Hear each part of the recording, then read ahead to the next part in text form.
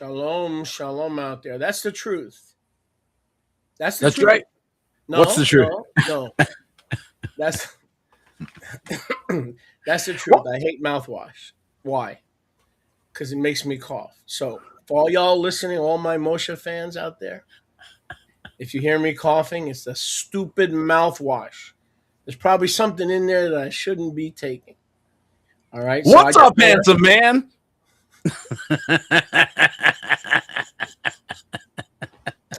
so I just want to put a preamble, precursor, or pre whatever you want on there. All If you, right. Well, you if just you hear mute me, when you're coughing. I'll do whoa, the whoa, singing. whoa. If you hear me snorting on the air, okay, it's because I done ordered mouthwash with something in it, and maybe Peter can enlighten me. But Hey, it's I don't know because I've been doing it lately too.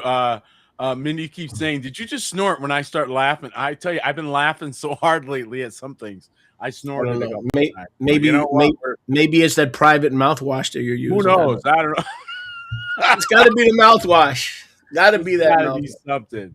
It's So got to guess be. what? Today is episode. I give out 59. Peter, Yeah. Well, we you know. graduate. We graduate. I think all thoughts that we would hurt each other or get off the air together are now Mm, gone. not. No, we either hang together or we hang separate. You know what? There's a lot of truth to that. There is. Yeah. You either hang together or you're going to hang separately. Yep. Yep. Yep. We That's need to right. talk about that. Yeah, that kind of fits in the theme that we were going to get to this beautiful morning. Oh man, I saw you had before we go a couple things. This coming Zoontag on the 17th of May, we have a ARM meeting, and hopefully we'll have new members, and all our regular members will be there ready to share. And we welcome everybody. We missed a couple of Yes. months there, or a month. So there's this Sunday at 11 a.m. Same Zoom arrangement. Everything's the same. All right. Also, before I forget, I saw you had two wonderful mikvahs on the show. Yes. And I got to tell you, I think Mazel probably tov. I know, right? And I think that was probably the best one we've had. We keep getting better at this, and I love that. It was a wonderful, wonderful visit. Couldn't love the two that came more. I tell you, we are just so thankful for them. They're only about 5 hours from us, this couple that came down, directly north of where we are. Arizona, Yeah, right? right on, right, and on the east side of Arizona with us here. So it was a wonderful, wonderful visit, and we're very, very Oh, thankful that we had that chance. Yes, I saw those mikvahs were awesome, and yes, I do have but I do have a couple of questions, sure. Apostle Peter. You don't get paid to get in the pool? Nope, no extra. Standing in or out makes no difference. Although, in case you didn't notice, they always make sure I get plenty wet. So You can't help that goes with the turf. You can't help they that. always make sure I get the big No, hug but I with did the wet. notice. There you Don't go. skirt, don't skirt the issue. You did not get in, No, I don't get in the water a lot of times. which just goes to prove you're not a Baptist. No. Because a Baptist would be going to purgatory if they didn't get in the water. Yeah, I do know that. And then a lot of times, we've done both, and this just seemed to work better because my feet were more sturdy. You're still skirting. I'm going to speak to the elders about you. Nope. You can, Sorry. yeah, write me up. Yeah. I mean, I'm going to write you up, man. But and another now there's a logic to everything I do anyway. At least I'll tell you what my logic is anyway. now here's another question. There must have been a provision from the Father of Lights, because that's a nice little pool you got. That's an improvement. We actually had to run in and grab that because our cow stepped in the last one and put a hole right in the middle. So that And was our guys.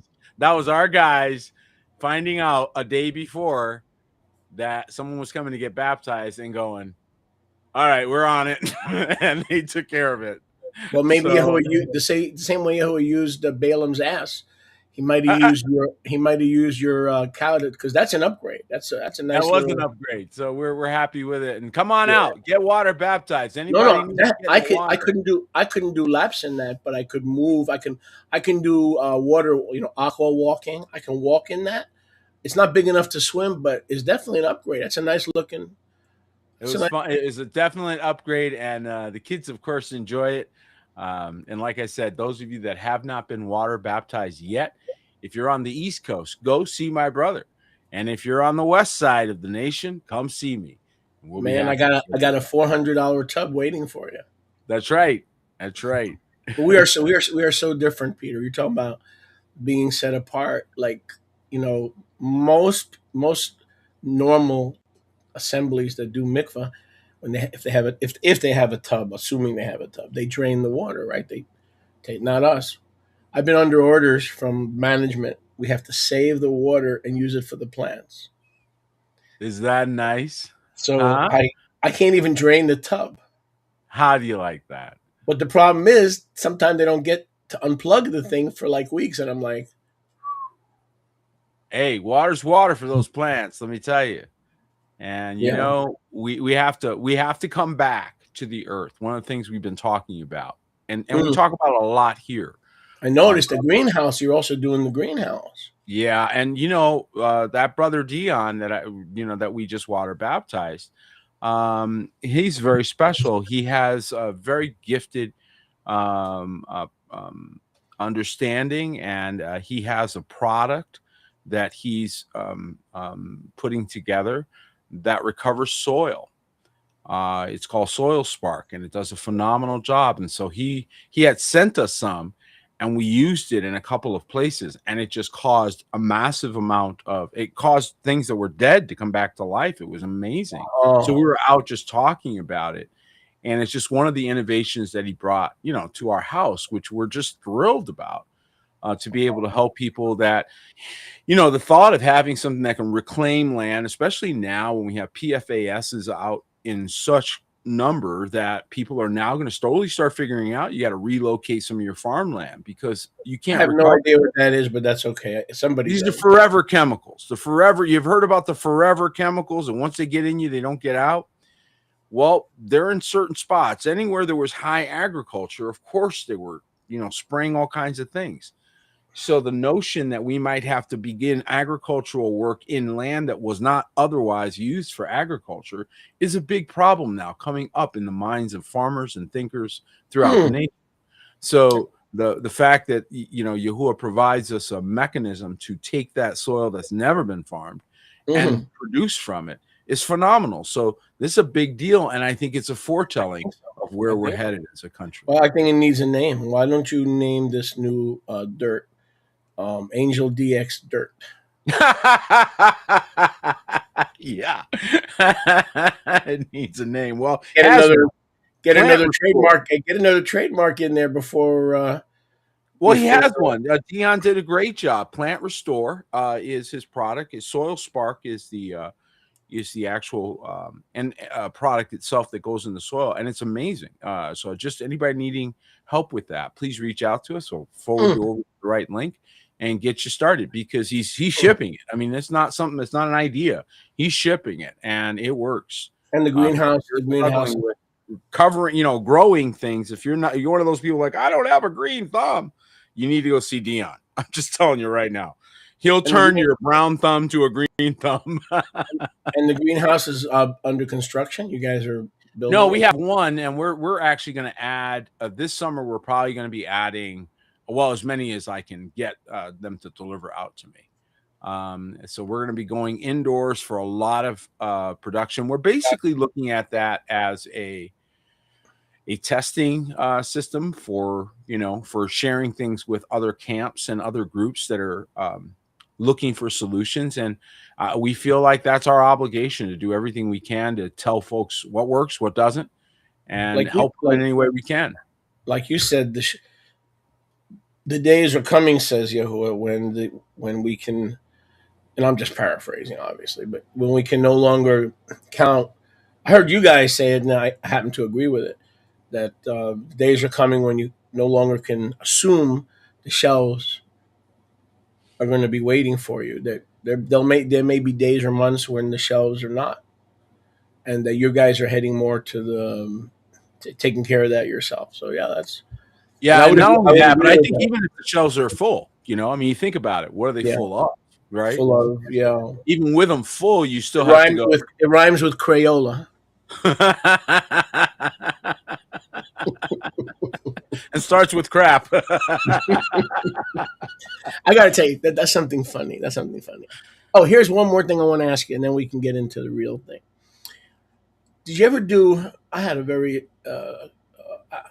my Yom Echad was really it was peaceful. It was shalomic, but it was messed up because I tried to do a little teaching. I was going to put a teaching out about the walls coming down in our lives based on the walls of Jericho, and it was a wonderful teaching. It came out wonderful. I had a partner with me that doing it, and the thing is, it got lost.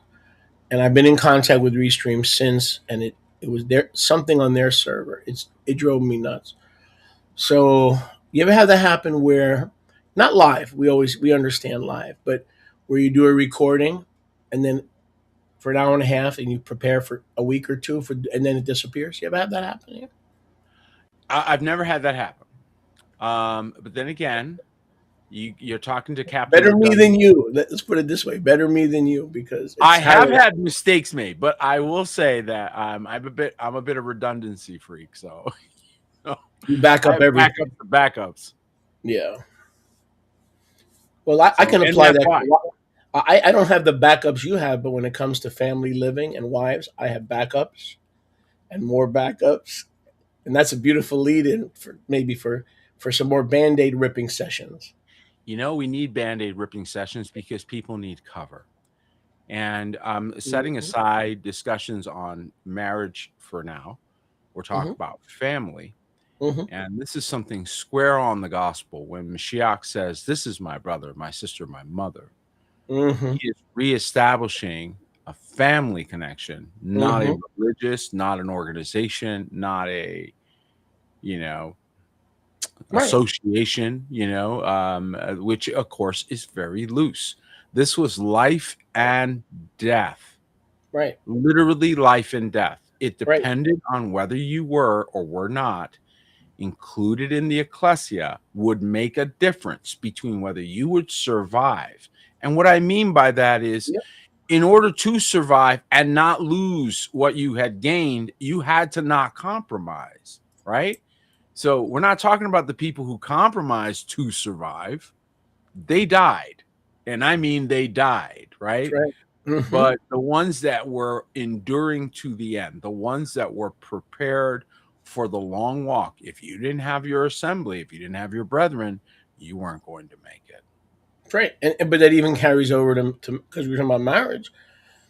I mean, if you don't have a wife or a husband who's part of the assembly, the born again, spirit filled assembly, you really, I don't know what you got. You're not equally yoked, but I guess you got a wife or a husband if you got to put a generic label on it, but not the kind that's a lifetime a partner. So that carries over too because what good is a marriage if two people are going in two different directions? So it still Well, then comes it's down not a marriage. And I it think still that one comes of the down to things, the assembly. No, but I don't want to get into marriage. I want to honor what you're saying. I don't want to get into it. I want to piggyback on the assembly. In other words, you get your wife from the assembly. You get your wife from those who are Yashar. You get your husband from those who are Zadokim. You don't right? stop. You don't stop. Leave the assembly and start waxing wonton, as the King James puts it, and start looking outside the assembly because you're looking for sexual wonton soup. Don't you love the way the King James says that? Waxing wonton. When I first read that, I thought of a wax museum. I didn't even know what it meant. Waxing. Now that I grew up, I finally understand what waxing wonton means. But anyway, so the point is, and I don't want to disrespect what you're saying. You want to stick. I'm not talking about marriage right away, but the point is the assembly, the brothers, the sisters, those who hear the word of it. That is the pool from which Yahweh will make you achad. You don't want to go outside that pool, No. and you want to have apostolic or patriarchal oversight not permission necessarily, or not leaving the final decision to the patriarch, but the Torah principle of the father giving you away is still there. I mean, even in the world, if there's a sister and she's crying and crying, I got nobody to give me away. My brother hates me, and my father's passed. So even in the world, they recognize that someone needs to walk them down the aisle. But we know it's a lot more than that. Someone needs to walk with them in their walk with Yahusha, and then walk them down the aisle. We know it's a lot deeper than just walking down the aisle. It is, and that is, if that's the only motive, then that will get smoked out, if you will. Mm-hmm. Um, but if you're joining the assembly as Mm-hmm. such as should be saved, which again, I keep emphasizing this point. Here we are at the apostles at the gate. Let me be clear. Let me be brutally clear. I don't know how in the world people thought that they somehow were exempt from him saying he adds to the assembly such as should be saved. I don't know how they got around that. I really don't. I don't know how they read the gospels and figure they can skip that. I don't. But I can tell you now that it's folly. And so anybody out there thinking that you can just run alongside the assembly and catch all the bennies, if you will, you're wrong. And that's exactly what happens to those who are without. They are weeping and gnashing of teeth. Why? Because they set themselves without when the invitation to come in was granted. When that was there, they didn't want it. Then when it became a hard wall, that's when they're outside weeping and gnashing of teeth. Be wise, people. Be wise. Now, the I want assembly, to, yeah, go ahead. I was just going to say one thing. The assembly in Qumran made errors because they were so committed. I want you to watch this. They got so into covering the widow and the orphan. They got so into covering the single woman who was now a widow because Yeah, her husband was killed, right? In the persecutions.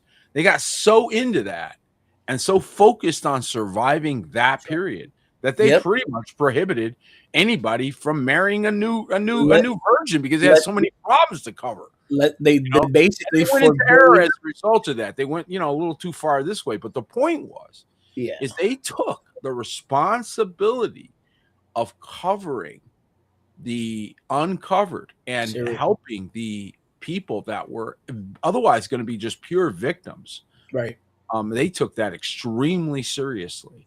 And right. that's something to be commended, even if they went in error. And we can see the error now. We can say, okay, you guys went a little too far with this on this one point, but I Mm-hmm. can see why, because you Mm-hmm. had so many, you had so many that were victims of that have been made widows and orphans. You had so many of Right, but everything hyper is unbiblical. In other words, they got hyper so they were so high. Anything hyper, I don't care if it's hyper credulism, I don't care if it's hyper cessationism, I don't care if it's hyper dispensationalism, I don't care if it's hyper monogamy or polygynism. Anything hyper, that means you're out of balance. The word says, let our balance and our moderation be known what? To all to all men, men. right? Number one. Number two, you called a spade a spade. They got so obsessed with covering, which was a royal, high, noble First Peter two Was a eight noble thing, right? two First Peter 2:8 and 9 calling, right? But in the process, Apostle Peter, they actually broke the Torah, because They did. the first, not the greatest commandment. Let's be clear here. The greatest commandment is Exodus 20 verse 1 and 2, Matthew 22, Mark 12. Okay, but they broke the first commandment, which is pru or vu, which literally means produce fruit. Now, obviously, it's fruit of the womb. Okay, not fruit of the loom, fruit of the womb. Okay, so the first commandment is not to love Yahweh with all your heart. The first commandment is to produce fruit. And Mm-hmm. so they set aside, they actually broke the Torah of monogamy and polygyny because of their burning desire to cover ladies who needed a covering. So we're not questioning their heart, but whenever you get hyper about anything, whether it's anxiety, whether it's stress, obviously that's something to come down from, and that's something to recover from, not something to abide in. Correct. And again, we have to always be careful. I think the word hyper is a great word. You can get so focused on one element. For example, you get so focused on the pronunciation of the name that you forgot love and mercy toward your brother. Mm-hmm. You get so caught up and dogmatic in Shabbat that you forgot to have kindness toward those who are still walking. Or take someone to the hospital. Yeah. So we can all get out of balance, right? Anybody can get out of balance if you're not well counseled, if you're not in a good, stable, and I think a lot of us grew up in very unstable societal connections. So we became used to temporal connections. This was never Yahuwah's will. Yahuwah's will was always for us to think forever with our relationships. That when you connected, you connected. United, you united. It was never meant to be so transient. This transient level is, I believe, heavily feeding the anxiety level in society all across. I believe their anxiety is they don't know when a relationship's suddenly going to end. Who They can you don't know rely when on? Who can you gonna walk trust? to the door. Right. Who can you rely on? Who can you You trust? can't rely on them. And when I start a relationship, especially in terms of marriage, I say, you must trust me and I must trust you. We've got to give each other the benefit of the doubt, because if we don't, it's over. And so I'm going to work forever to build that trust. And you're going to work with me forever to build my trust in you. That's got to be right on the table in the beginning. Right. Because we all have trust issues because of society and the fakeness of this world. We all enter the kingdom and relationships with trust issues. Let's be honest. The functional among us have less of a trust issue. The dysfunctional have more of a trust issue, but they're no super saints. Everyone has been done dirty by someone at some point, or a lot of someones. Right? That's right. And we all have legitimate reason to have some of our cynicisms and our attitudes, and it takes overcoming that. But ultimately, what I believe the assembly is a restoration of covenant thinking. One more time, the assembly is a restoration of covenant thinking. Covenant is lifelong. Covenant is forever. Mind of Messiah. Yep. You a perfect example, perfectly stated. The mind of Mashiach starts to come into you. Yep. So all of your thoughts that came from Greece, all of your thoughts that came from Rome, all of your thoughts that came from the temporal realm, all of your thoughts that feed into the chaos that you're coming out of, these are the thoughts in assembly. So again, if you are trying to pretend you're preparing for the kingdom while skipping the thing he created, he himself created it with this intention, you're not going to be ready. You're not going to have your garment, if you will, because you skipped the process and wanted to just be entitled. This doesn't work. And in fact, it's a reflection of some severe pride. Yeah. And that's why your relationships and your marriages and everything should come from the assembly, because, see, that's why Peter and myself and others that are of ilk, we keep harping on the assembly, not because we want to gather a few more sheep or a few more shekels. No, it is because that is where Yahuwah, that's the well of salvation. That's right. That's Beersheba, 7 wells of salvation. Beersheba means 7 wells. Okay. The healing that you're seeking in trust, confidence, a proper self-image, if they were deposited in the mosque, I'd go to the mosque. If they were deposited in the Jehovah Witness Kingdom Hall, I'd go there. The fact remains that James 1:17 cannot be taken in isolation of James 1:1. James 1:17 says every good and perfect gift from above. So if it comes from above, here's my question: where does it land? Now you got to go back to James 1:1. It lands among the 12 tribes. It lands among the 12 tribes of Yisrael. Great question. That's why we harp on the assembly, because that's where Yahuwah Rofecha. That's where you'll find Yahuwah Rofecha. Now, does that make us special? Yes and no. The point is, if you look for any other well other than the Beersheba, you're not going to get what the Father of Lights, he rained it down. The question is, where was it caught? Where was that pure heavenly rainwater, that miracle water caught. The miracle water is not what you buy at a Benny Hinn crusade. The miracle water comes from the Father of lights and lands in the assembly. So here's our question: who's your pastor? Who is your Torah keeping, Torah observant? Who is your pastor?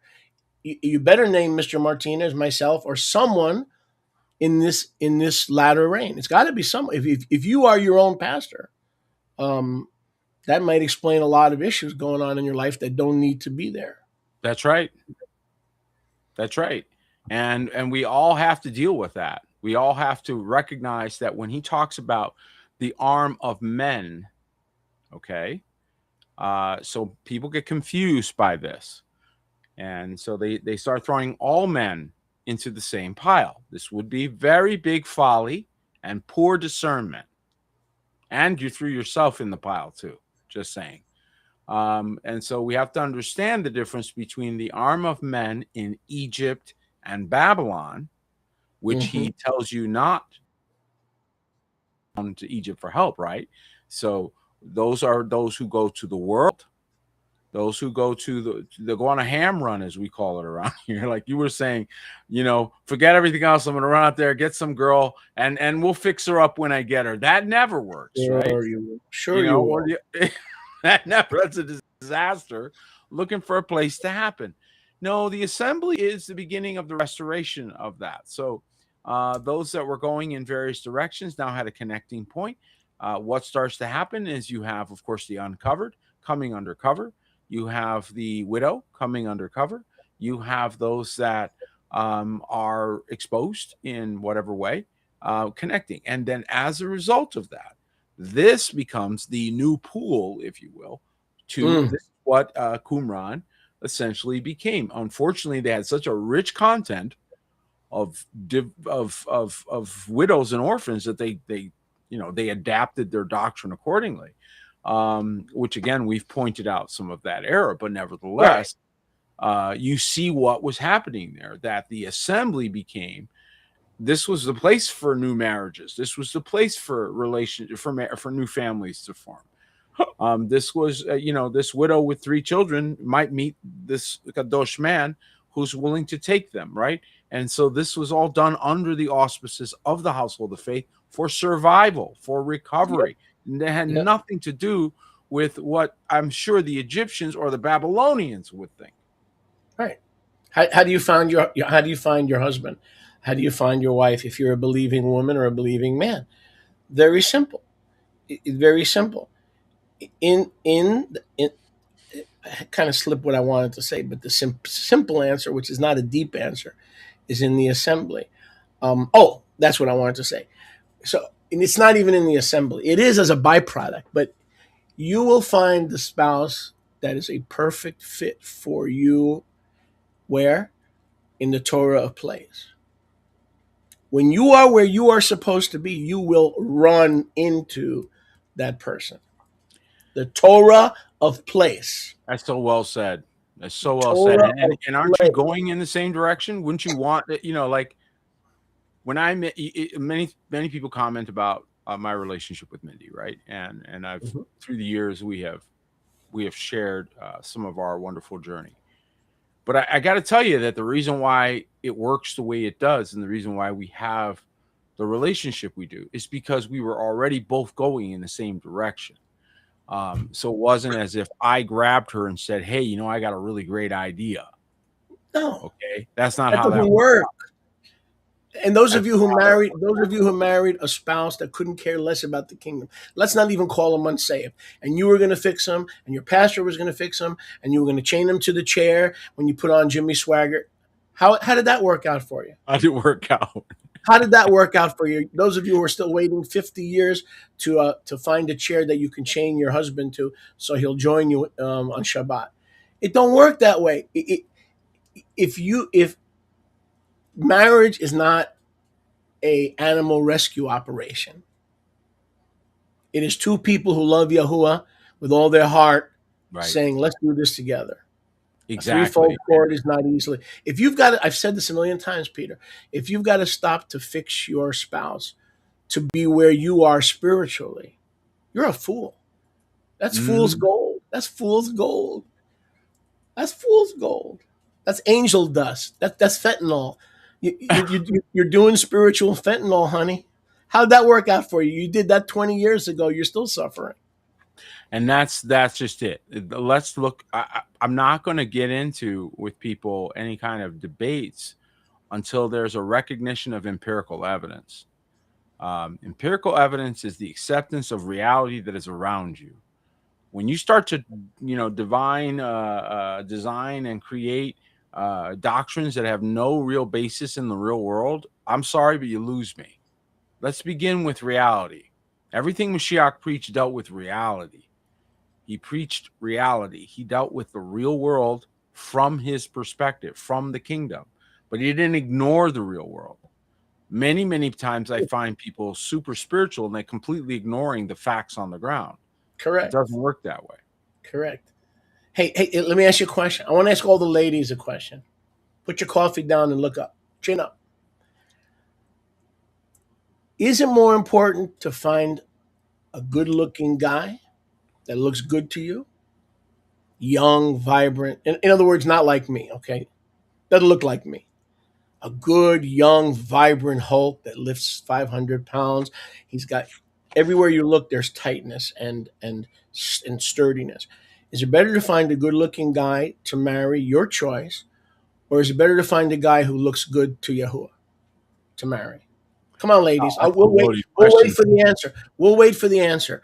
Is it more important for you to find a good-looking guy as you would draw it up, if you can draw up the perfect man, or is it more important to find a guy who looks really good to Yahuwah? It's a great question. It's loaded, but it's a great question. It's a bit steery. It's loaded with simplicity. I want someone who looks good to Yahuwah. That's How what I about want. both? I mean, why can't they have both? Why can't they have that which, appeals to them as well? You ever hear of a needle in a haystack? I don't know. I think that when it comes to so many people, thankfully, there's a great pool. You ever hear of a COVID virus that doesn't come from China? Stop it.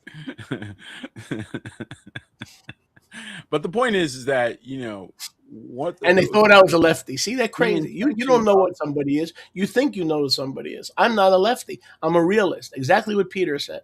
I am a realist. I'm neither left or right. I'm might. Zechariah 4:6. I'm a social lefty. And I'm a moral conservative. How you like me now?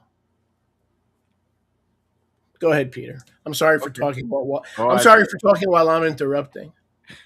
You interrupted yourself, so it's okay. That's okay. That's right.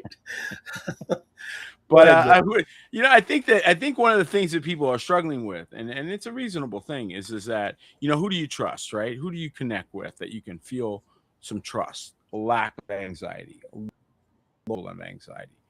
And again, you have to begin with the forever conversations. And if you have temporary, that is literally the seedbed of anxiety. It has never been Yahuwah's will. It's where the devils come from. So that which is temporal, sensual, and devilish, what does he say about that in James, right? So we have an eternal kingdom. We think with eternal thinking. And that changes the way our paradigm works. If you don't have that, your paradigm is coming from Egypt and Babylon, you're going to be incongruent. So as I like to say it, you got the real tire over here, the one that's ready to go 50,000 miles, and you got the donut over here that can go 50 miles. Okay? I mean, know that that's only a temporary measure till you get to a gas station, get rid of the donut and put a permanent in. All right? Some of you have temporary relationships and friendships and so forth that is a donut. You know it already, it's a donut. You know it's never going to make it. You know it's got nothing, doesn't have forever written on it. And so now what are you doing is you're milking this, hoping you can get down the road long enough to where you can replace it with a permanent, right? The problem with that thinking is that you're not accepting the reality that you've accepted temporary as normal. Right. Milk it till you can fix it. But guess what? You haven't fixed anything yet in your life. How are you going to fix the dedicated Catholic? See, if I were going to marry a Catholic, and I'm obviously not going to marry a Roman Catholic, I would marry a bad Catholic, because a good Catholic, you can't get them out of Rome. You can't take their loyalty out of Rome. So a good Catholic is a tough fish. So That's right. exactly what you're saying. It's the idea that we're going to use the donut to meet our needs, and that donut's got to go as soon as it can. Better yet, start the journey without the donut. Well, there you have it. The only donut should be the one that those mini shtiklach that you got in the drive-through. You know that the how's this for a stereotyping that the Indian guy in the drive-through window who owns the Dunkin' Donuts gave you. How's that for a stereotype? Stereotyping is bad. I don't like stereotyping. Stereotype is very I bad. catch it right away. I catch when people stereotype. I catch it right away. So if you turn, guys, if you write this down, Isaiah 32, verses 1 through 3, Mm, very powerful, powerful passage. I mentioned it on Shabbat. I want to mm, mention it again today. I actually mentioned it on Shabbat with the hope that we would get to it today, sure. because it's a very, very powerful word, and it touches exactly what we're talking about. Do you want me to put it up? You feel free. Yes, I think it's a beautiful, beautiful passage. The first 3 verses, chapter 32 of the book of Yeshayahu, Isaiah. Okay. Yeah. Give me it. And he tells us the first word that is in this passage, while my brother's bringing this up, is the word behold. Whenever you see the word behold, this is pointing you toward evidence that demands a verdict. All right. Evidence means it's evident, or you can see it with your eyes. Okay. So behold is calling you to look and see. This will not be hidden. It will be visible. Okay. And so he says, see, right? Behold, look, your eyes will notice. Amalek shall reign in Zedekah, right? So he's saying his king reigns in righteousness. But I want you to notice who's beside the king. Mm-hmm. Okay, so this is one of the things that people tend to disrespect. This is Come on. very, very dangerous to do. This is That's right. exactly why assembly is different from the mass of people that just think they can do whatever they want. Watch this, okay?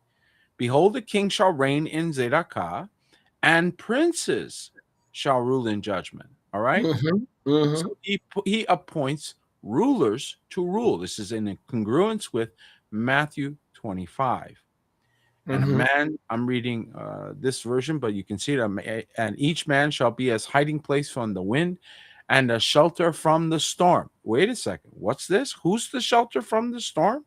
A man. Oh, well, that's not something you hear. In fact, in this Western culture, you'll get in trouble for saying that, because they'll say, ain't gonna follow man, because they'll go back a chapter to 31 and talking about Egyptian horses and Babylonian elephants or whatever, right? And so each man shall be as a hiding place from the wind and the shelter from the storm. He calls us a covert from the tempest, right? A shadow in a great rock in a weary land. Whoa. Now that's a plan he has for certain men that he doesn't have for others. In the eyes of them that that see shall not be dim. So he says, behold, in the first verse, and he says, those of you in the third verse that actually do behold. So one more time, you're commanded to behold. Okay.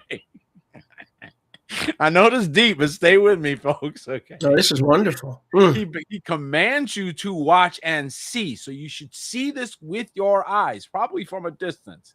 And it says, and the eyes of them that shall see shall not be dim. So if you close your eyes or refuse to see, your eyes by this statement shall be dim, because you would otherwise be calling Yahuwah a liar. Okay. So he's saying the eyes of them that shall see shall not be dim, and the ears of them that hear shall hearken. Hearken to what? That a king reigns in righteousness and his princes rule in judgment. Divine government in a nutshell. You can't get around this. So attempting to get around the assembly, attempting to get around his order, attempting to go around, this is literally theft behavior. This is what the thief does. He does not come through the front door. He's the guy trying to get your daughter without telling you. He's the guy trying to steal your things, right? Coming in the back door, coming in some unauthorized way. This is never going to have the Barakah of Yahuwah upon it. ever. This is why you look out there and you see them so poor. Next thing you know, they're crying, oh, help us, help us. Why do they need so much help? Because they continue disobeying.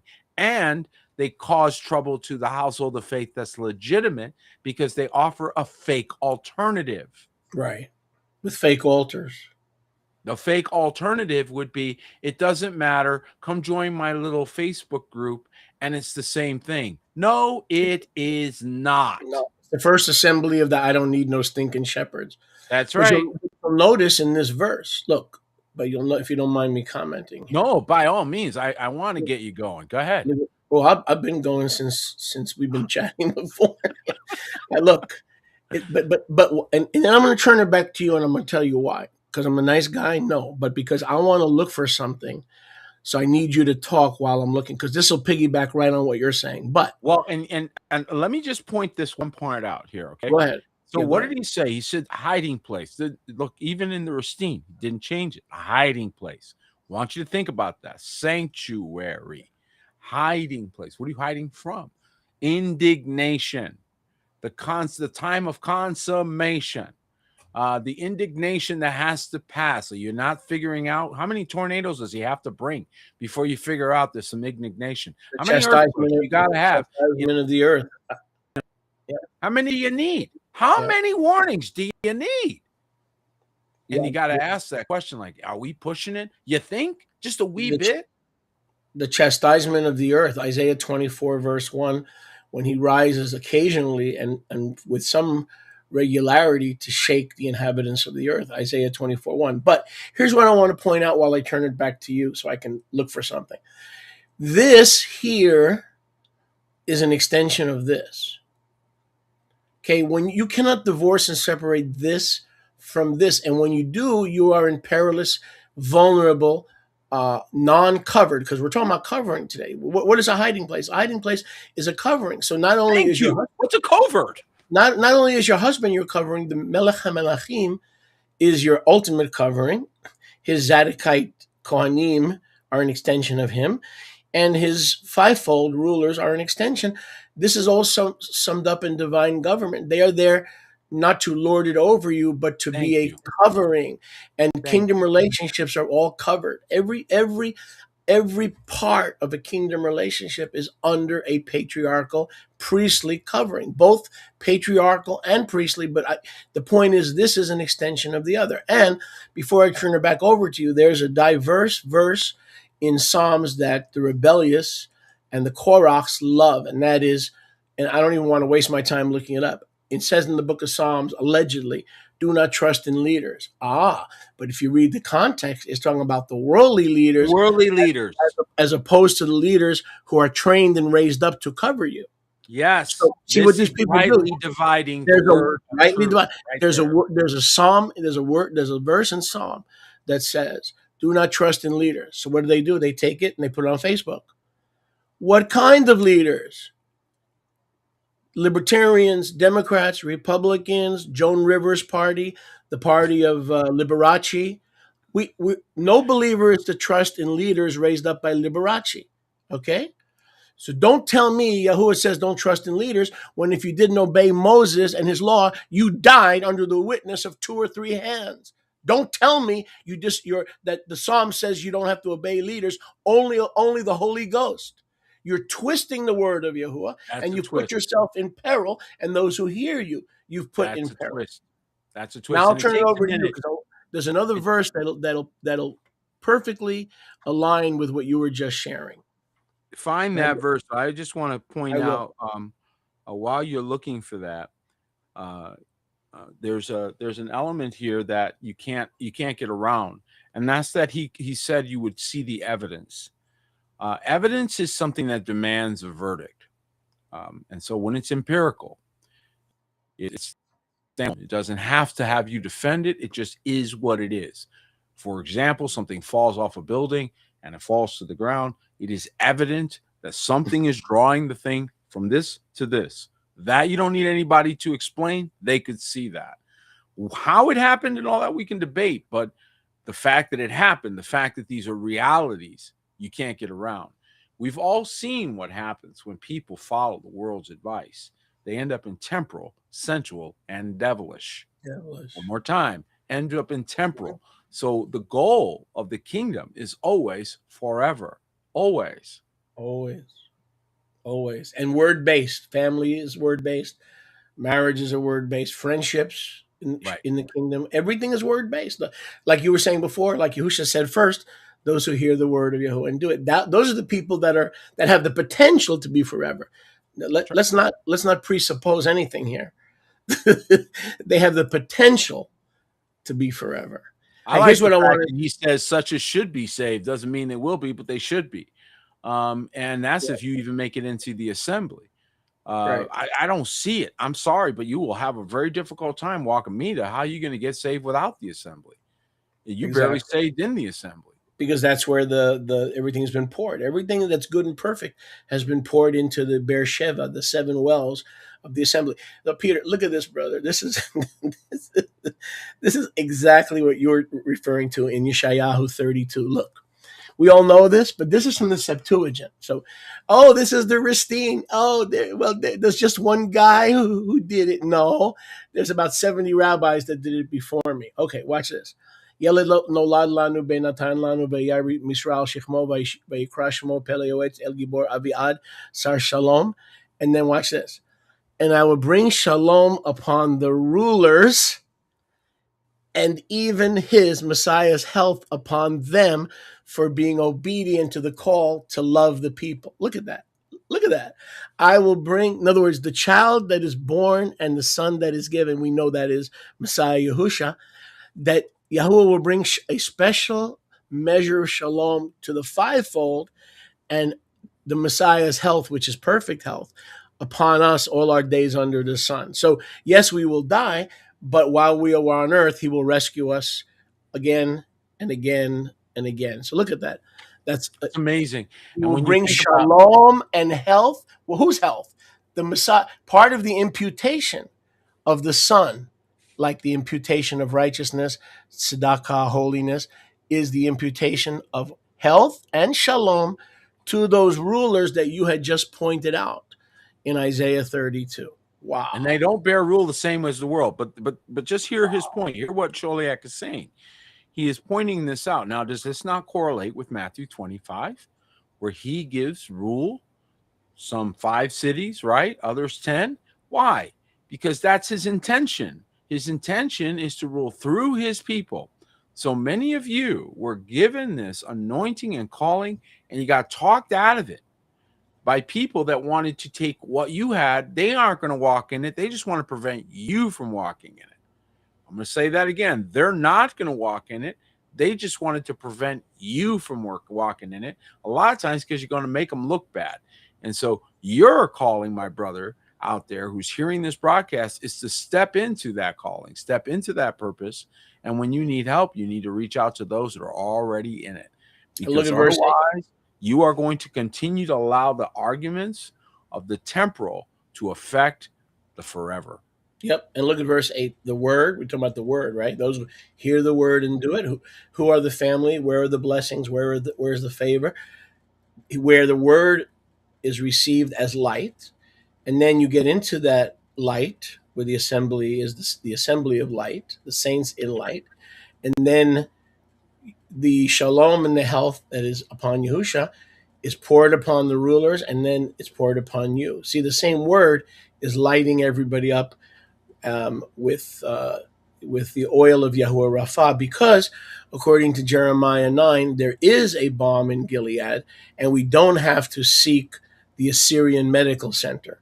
If you read Jeremiah 9 carefully, I preached a message on that years ago. It was a funny message. Why do you keep going to the Assyrian medical center? And that's not just the pharmaceutical industry. That's other trusts, other loyalties. There is a balm in Gilead, right? And Gilead, of course, is on the other side of Jordan. But the point is, it's part of Yahuwah's tribe. So, man, the way that Isaiah 9 verse fits right with Isaiah 32. In other words, think there's a health that you're going to get in the assembly that is withheld from those who don't get that concept. That doesn't mean you're never going to get sick, but there's health and then there's health.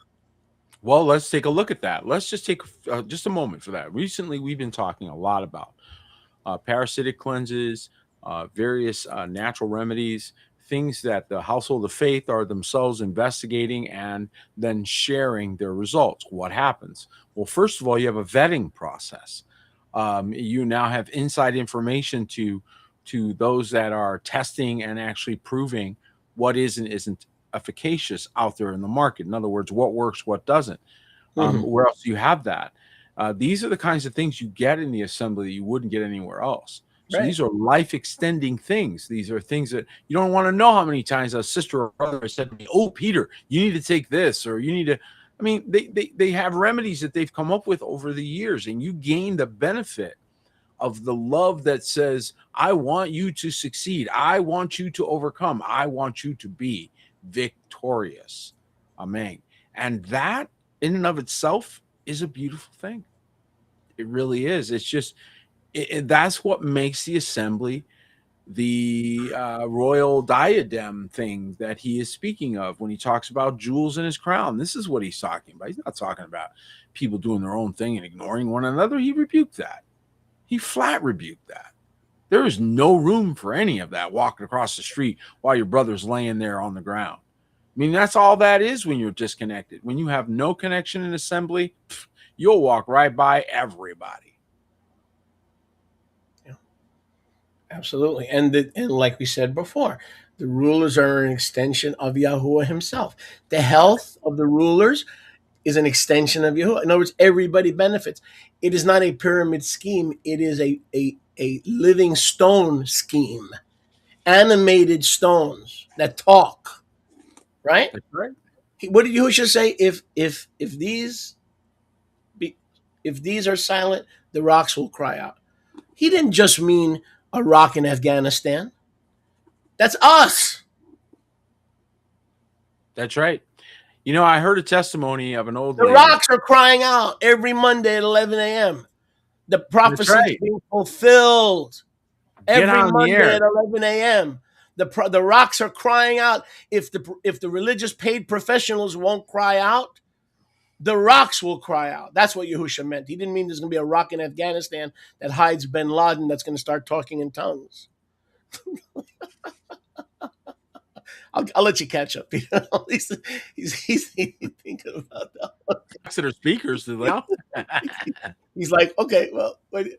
There was a testimony of an old lady who had lived I think she's about 90 years old at the time, but she gave the testimony in the late 1900s, somewhere in the 80s or 90s. It's on my timeline on Facebook, but she gives the testimony about the bells and how the bells used to be rung in all the towns and the effect.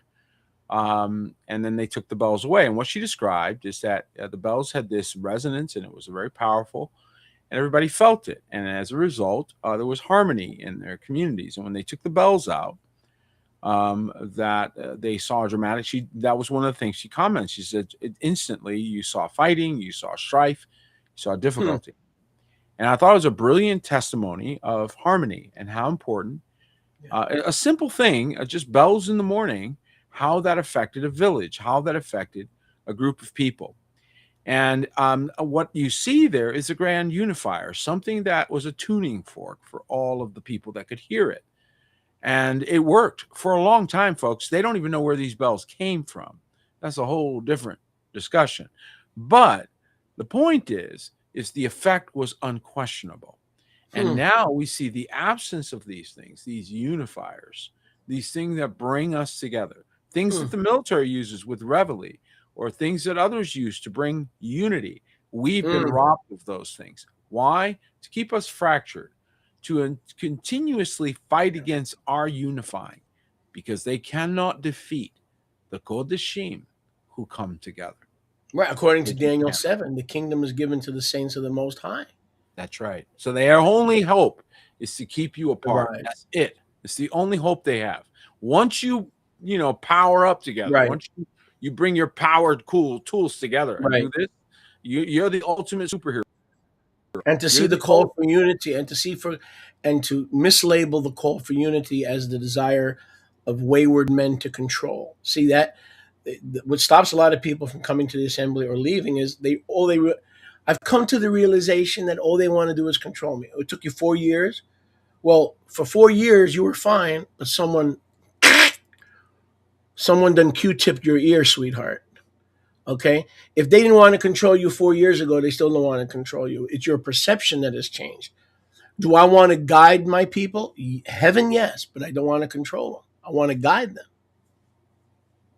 You know, the fruit It's of the like spirit. it's like your wife posted a few weeks ago about marriage. You can't force somebody into it. You can't twist their arm. You can't offer them money. Well, you'll never have to go shopping. No, if they have the ability to hear from the Ruach, both parties have to hear from the Ruach. And then later, you got to guard your heart, for out of it proceed the issues of life. And don't let somebody talk you out of the assembly, because here's the secret: they're really trying to control you. Well, you've been there for 5 years. You haven't noticed any control, but someone gets in your ear, right? And then you start noticing things that you never noticed before. So guard your heart and guard your ears, and always kiss the Torah of place. Always embrace and love and kiss the Torah of place. That's good. If I may, you're pointing at something that I believe we have failed to really emphasize how important this is, to be observed, not instructed. So you do not instruct fruit. One more time. Okay, I just want to be really clear here, because many times people attempt to instruct fruit, and that is not possible. You can't do that. What you can do is instruct root. You can plant seeds that, but the tree has to grow on its own and produce fruit after its kind. Now watch this. The fruit of the Spirit is evidence. All right, visual evidence. We saw in Isaiah 32, behold, right? So the word behold, you're gonna visibly see that. And in verse 3, the eyes of them that shall see shall not be dim. So these fruit of the Spirit listed in Galatians 5 are not something that you go, you never go by a tree hearing it squeezing really hard. What are you trying to do? Make an apple. It doesn't do that. There's no hard work in making an apple. For a tree, it makes apples because it's an apple tree. Okay? A pear tree makes pears. A love tree, right? An obedient tree, a humble tree. What kind of fruit's going to come from you? You don't have to try really hard. It's supposed to just naturally be produced. So when you see people, this is where you're in performance. This is the external. Looking only for acceptance and somehow to pass. Whereas those who have it on the inside aren't even concerned about that. They're just living. They're just walking. They're not looking to see if they passed or failed.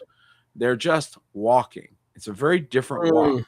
Mm-hmm. And those that are looking to see, did I pass? Did I pass? They're still in the tree of the knowledge of good and evil.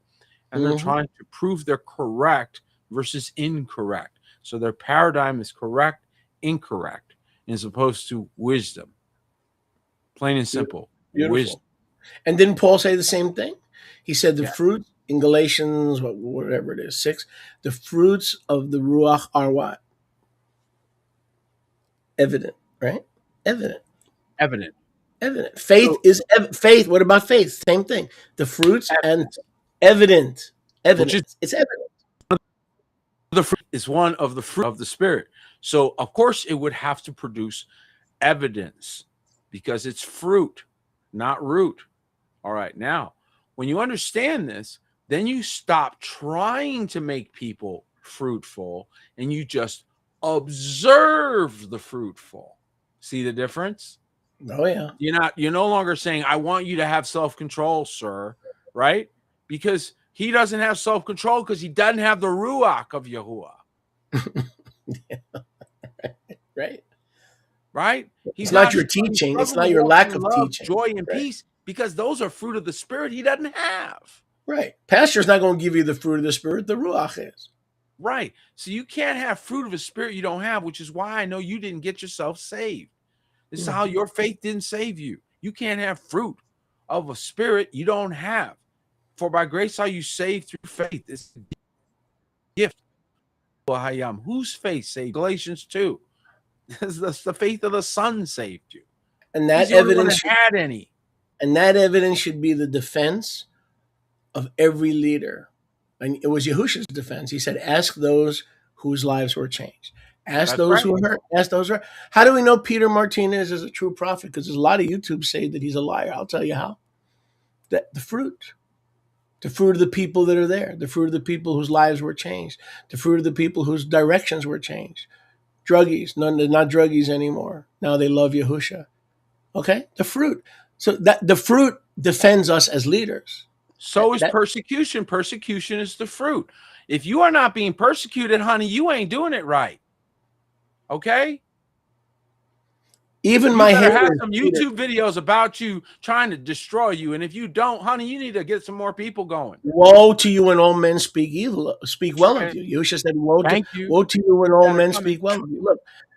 Look, but here's the thing. Even those who hate me, I don't know if anybody hates my guts because I'm really a nice guy when you get to know me. I'm a very, very sensitive teddy bear. So. Very sensitive teddy bear, unlike my public persona. But let me tell you something. Even my haters admit that my fruit is everywhere. They're confused by people in Canada, Japan, Korea, saying, don't talk about Moshe that way. I know him. I know he's a man of Yahuwah. His messages have changed my life. It's changed my wife. So when people pop up around the world to defend me, they can't argue with the evidence. That's the evidence that every believer, not just leaders, is to leave behind in their lives. Like Dr. King says, if my living has changed one life, then my living was not in vain. Every born-again believer has to be able to look back at their life and say, how has my living changed the destiny of at least one other person? Then your living was not in vain. Because that ripple effect of the living stones, those living stones must have a ripple effect on others. Not just leaders, any believer. Any believer. That's right. The scripture tells us what a liar is. And they who claim to follow Yahushua and yet do not do his commandments. All right? So we are very, very clear on what a liar is. So we can take the world's definition of a liar. Somebody that doesn't do what you want, somebody that's not nice to you, who knows what, right? Or we can look at the scripture definition of a liar. And a liar is somebody who does not keep the commandments, all right? They who say they love him and keep not his commandments is a liar. So we have an equal sign. Nice equal sign. So equals, both sides are the same. A liar equals somebody who does not keep his commandments. Somebody who does not keep his commandments equals a liar. They are the same. That's true. Okay? So first of all, the liar lies about those who keep the commandments because the ones that are keeping make them look ashamed, right? So they have to somehow bring them down. Oh, well, you're doing it wrong, says the guy not doing it at all. Anything, yeah. Right? Oh, you're not really doing that, says the guy that's not even trying. Right? Yeah. Oh, yeah. You know, you didn't put it on the right line, says the guy that has no altar on any line. The stones are too small. You know, you shouldn't have why didn't you make bigger stones? How many stones you got on your front lawn, Bubba? Says the guy who has no place to even gather people, right? So once again, who are you listening to? You have the blind leading the blind. Both fall in the ditch. Why? That's right. Because you don't examine fruit. You only examine the way in which they speak. Anytime somebody motivates you by offense, okay, you are the one with the problem. You have a bitter root. If you are motivated by offense, you have a bitter root. You have been defiled. I'm going to be very blunt. If you are motivated by offense, you have been defiled. You need the Torah of place like nothing. You need to get in that water quick. Okay, they defiled you and you didn't even know it. They gave you their root of bitterness. They gave you their bitter root. They gave you their disrespect for the assembly. They gave you their dishonor to the king. And then misery loves one thing: company. And by the way, Christ, the servant of hells themselves. By the way, saints, and I'm going to speak for Peter on this one because he speaks for me too. You're not. This is for the saints, and we love you very much, and we couldn't do what we do without you. But we know the game. Watch the weakest links. They will always find each other. The ones who are complainers, in a pack of 20, the 2 or 3 who complain and rail against the leaders in private, always in private, because they're ashamed and they know it's wrong. They will always find each other. So as a leader, I can tell you what Peter does right now, especially in a community like his where people actually live together. You watch who is fellowshipping with who. And if a person has a problem with gossip, a person has a problem with slander, there's a red flag. And it doesn't mean we condemn them. It just means we take note. Who fellowship? Because it may be a worldly colloquial saying, but it's true. Birds of a feather do fly together, even in the kingdom. That's right. And that has never failed me. I've never failed to notice that. And now when someone, on the other hand, comes into the assembly and they want to get close to the leader's wife, or they want to get close to one of the elders, that's a very good sign, because that means they want maturity. They're seeking maturity. They're not seeking the weakest link so they can have a cryathon. You understand? Because the weakest links will find each other so they can have a cryathon about what's wrong with the world. Well, we already know what's wrong with the world. We come to the assembly for a little bit of safe haven, right? Without the Godashim pulling on you, without people of courage, men of courage, where you come, and this is another thing I know you all are affected by. You're going to come to us, and if you come to us with some cockamamie crazy idea, we're not going to be afraid to tell you that's cockamamie, right? It's crazy. We're not afraid to tell you that. Whereas most people are. Most people will just, oh, sounds good, and keep on going. Accountability inside of a house.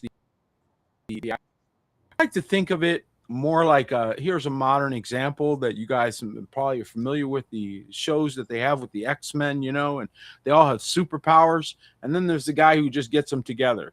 He's not overseeing or controlling anybody. He's just making sure they all work as a team. That's it. It's about all we can do is ensure you work as a team. But I want to tell you the people that don't make it to Oregon, okay? And I keep using this example because I watched a show that was about the Oregon Trail, and I got to tell you, wow, if you haven't seen some, you might want to go watch some of that just so you can get a perspective on life and death and how important it is to work together. What's the name of the program? Well, the one that I saw was on Amazon called 1883, and wow, did that one ever... Sam Elliott starred in that one, and I don't recommend stuff often, but I like period things because it's part of historical review. And when you go back in time, you can see things and you can go, wait a minute, that's the same as today, and you can get a little insight. And I tell you what, their Oregon trick, trying to go across the country, that was a part of American history that people do not really understand. And who were the people that failed? Who are the people that died? The rebellious, the people that wouldn't stay together. You can see it depicted throughout all the stories. The people that thought they could do their own thing, who tried to bring a grand piano to Oregon. I mean, just people that were impractical. They weren't thinking about the real journey. They weren't thinking about the real battles they were facing. Those are the people that perished. And the people that took it seriously, the people that humbled themselves, the people that did what it took, they made it. They made it. But it was hard. And what I kept getting through this, and I know that it was the Ruach that made me sit through it, was how difficult this road is in front of us, and how many people are talking like they're all that and a bag of chips. But when this road hits them, you're going to find out they're going to be looking for the excuse and the exit. And the reason why they're trying to take people with them is so they can feel good about their departure. And they never keep those people. You go back a year later, they're all scattered. That is brilliant right there. I wish everybody understood what you were saying. They won't, because you're not in leadership. But those who take people out of the Torah place where they're supposed to be, you check on them 2 years later, they're all scattered. In other words, if you're forming a new group, that the Ruach should be with you, then you check on the new group, right? A year later, or maybe 6 months later, and there's no group. There's a whole bunch of scattered sheep. See, you know what I'm talking about. I know what. Now, give another example of a spirit-filled person, a sincere spirit-filled person. Talking about leaders and divine government, because after all, we are the apostles at the gates. Peter, I want you to think back. I'm not putting you on the spot. It's not a trick question. I want you to think back. How many times over the year did the Ruach prompt you, not through anger, but through a firm rebuke, to say, keep your money? Same with me. I just said it last Shabbat. How many times throughout the years? Yeah. Many Yeah. times, a few more times than people realize. And me too. I said, if you hate me and you hate this place and you're a big giver. I had a lady who called me a false prophet in Lauderhill, Florida. This is when I lived in South Florida. And every week she sent her tithe, which was a check in those days. There was no digital stuff. She sent a tithe to our ministry. And I'm like, lady, I'm thinking to myself, if I'm a false prophet, why you keep tithing? In other words, a true apostle, and I'll think, and Peter think back over the years, I think back over the years, and I've said to certain people, keep your money. I know who you are. You talk about me behind my back. You complain about the way I run services. You say it's too long. Titanic is not too long. Netflix is not too long, but my services are too long. And you run me down. Keep your stinking money. You ever say yes? And you just answered that question. I've said that hundreds of times over the year. And it wasn't in anger or the flesh. It was by the ruach that I want kadosh hearts. I don't want dirty money. See, dirty money in the kingdom is not mafia money. It's money from people who are stabbing you in the back and at the same time giving. Okay, and you just got rid of a couple of those. You just got rid of a couple of those within the last. Say that? Within the last one months. I sent back was $5,000. Say that again. The last one I sent back was $5,000. Okay, did everybody hear that? You don't think we needed it? Sure.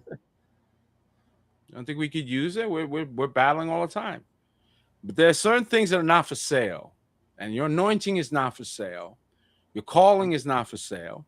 Nope. And there are some things that frankly, my skill sets are such that these are things that do not motivate me. I want to glorify Yahuwah. I don't want to boast, toot my own horn. But if it sounds like it, so be it.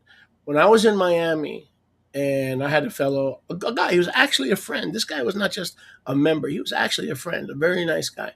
And he was tithing $4,000 or $5,000 a month. The problem was he was using the scriptures from South Africa, twisting them and running around telling the people that Yahusha is not the word of Yahuwah and Yahuwah come in the flesh, that he was just a prophet, a good man, and, to show us how to live Torah, but he was not the living word or the milta made flesh, Yahuwah in the flesh. So I told him, listen, my brother, you're my friend. Maybe you're even my brother, but you have to leave. I told you not to run around proselytizing my members. You need to leave. $5,000 a month. Do the math. That's about what, $60,000 a year. So let me double what Peter says. I'm like Daniel. I ain't for sale. I'm for sale in an honest business deal. Heck yeah, I'll do business with you. But don't you ever tell me what I can and can't preach. Don't you ever tell me how to run my service. If I need to be corrected, the Father in heaven knows how to do it a lot better than anybody else. Yes. By the way, those of you, I wanted to say something before we get too far. We're already over the hour mark, so we're running out of time. Hour and a half. Something that I wanted to mention. My broadcast. It's an hour and a half. I want to mention this before we get any further today, because it's something that I thought of you last week, and I wanted to point it out. And that not only applies, listen carefully to me, because I believe this principle extends beyond what it is written for. Because well, you'll see here as I pull it up. In Deuteronomy chapter 24 and verse 5, he says, when a man taketh a new wife, or another way to say this is when a man entereth a new covenant,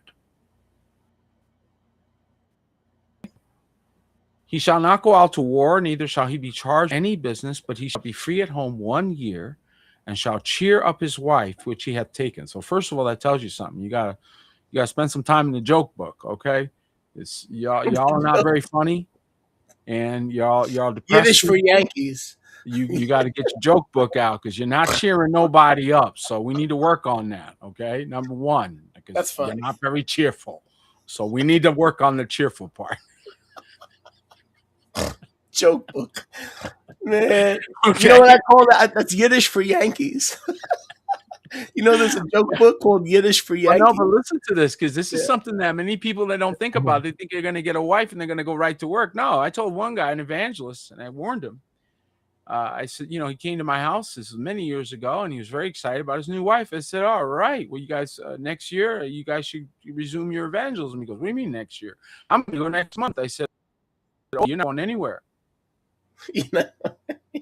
And he says, no, we're going to Africa. I said, oh, Papi, bad idea. And so he didn't listen to me. I want you to hear me today. Okay. This was 20 years ago, guys. So I was a lot younger, right? So they ignored me. Oh, what do you know? Okay. He's dead. He's dead. You ain't going nowhere. I tried to tell him, you ain't going nowhere, Papi. You're going to stay here and get your joke book out. Okay. You got some cheering up to do.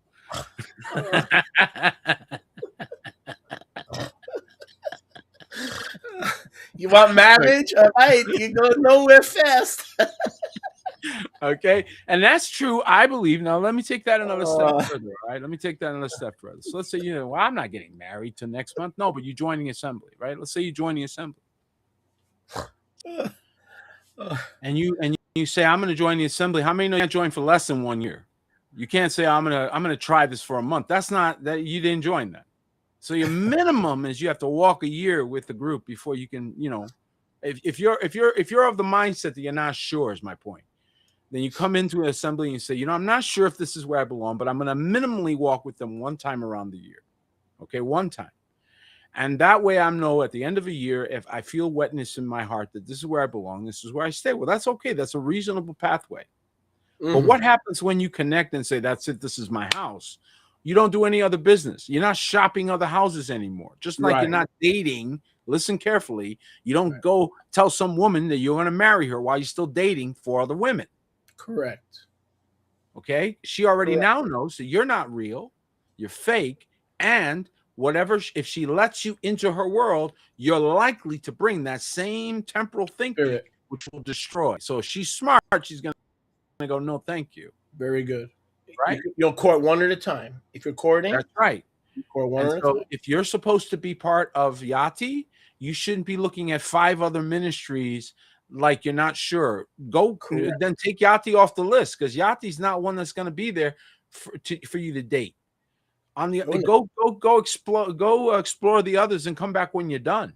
Yep. That's how I feel. And I think I speak for my brother. I don't know. I'm speaking ahead, absolutely. But no, absolutely. Go figure out what you really want to be when you grow up, and then come and talk to us. Torah of Place is serious. Yes, it is. So those that come in with they're still trying to figure it out, they're not members. No matter how long they're there. They could be our gates swing open.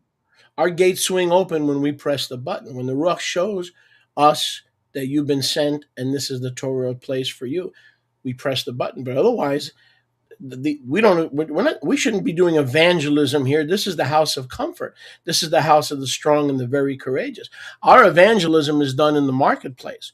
This is not a place to evangelize. This is a place to comfort the saints and build up the Kadoshim. So we have the remote control and we decide who gets in the gates. Absolutely. Because what happens, I let somebody in the natural with an AR-15, who's a school shooter, but he couldn't find an open school. He just wound up at your door, and he's got demons telling him he has to act today. You wouldn't mind us keeping the remote control on the gates at that point. So spiritually, we have to be gatekeepers.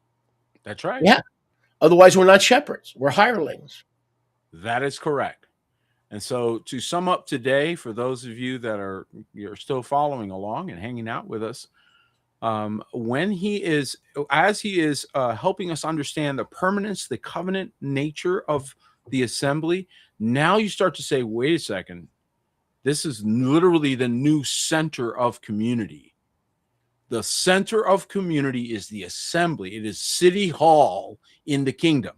Okay? City Hall, where all the business of the kingdom is conducted, is the assembly there, wherever you are. So maybe it's Missouri. Okay, well, you got a little group, 50 people, whatever, and that's your assembly. Wonderful. And you say, well, we're all by ourselves. Don't do that. That's not so smart. You need allies. You need alliance. So you join the alliance this way. if Yes. you get over your skis, and it happens, we're going to be planting flags and building places and buying land in places. What happens if a guy who happens to be a captain, he's there, he's a humble man, and he's presented with a situation he's never seen before?